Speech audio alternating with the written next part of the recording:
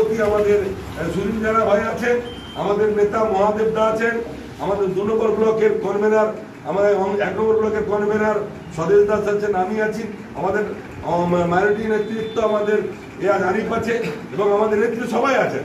সবাই বিজেপি থেকে তৃণমূলে জয়েন করছেন।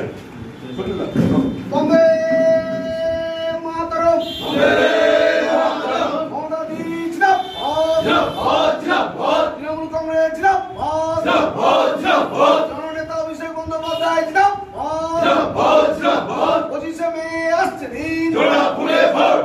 ঘরে ঘরে শপথ নিন, মা বোনেরা শপথ নিন, 25শে মে আসছে দিন, বন্দে মাতরম, তৃণমূল কংগ্রেস, মমতা ব্যানার্জি।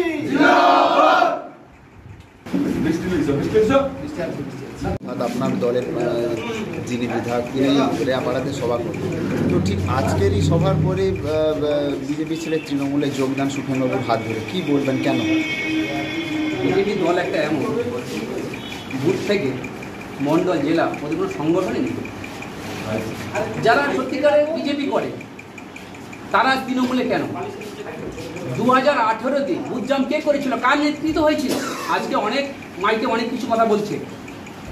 আগামী দিন দেখবেন কত 100 যোগ হবে। এই ইলেকশনের মধ্যে আমি 100 যোগ করাচ্ছি। মমতা ব্যানার্জির হাত শক্ত করতে হবে। ওরা বলছে এই 100 দিনের টাকা, এই গরিবের টাকা তো ন্যায্য, যারা কাজ করে যারা গরিবের টাকা তাদের টাকা দিচ্ছে না, কেন্দ্র আটকে রেখেছে। আমাদের দিদি কী করেছে, টাকাটাকে অলরেডি সবার অ্যাকাউন্টে করে সবাই দিয়ে দিয়েছে, টাকাটা দিয়ে দিয়েছে। তাহলে দিদির হাত ধরবো না, কার হাত ধরবো? আগামী দিনে মমতা ছাড়া কোনো বিকল্প নেই।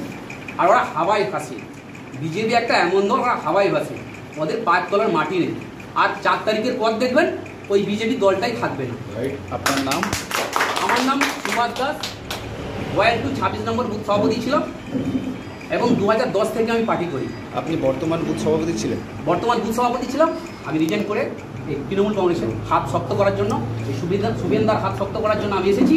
এবং আগামী দিনে ওয়ার্ড 2 1-2-র উপর কীভাবে ইলেকশনে ভোটটা বেরোয় আপনারা 4 তারিখের পরে বুঝতে পারবেন। আপনি ছাড়াও আজ কতজন যোগদান করবেন? 100 জন।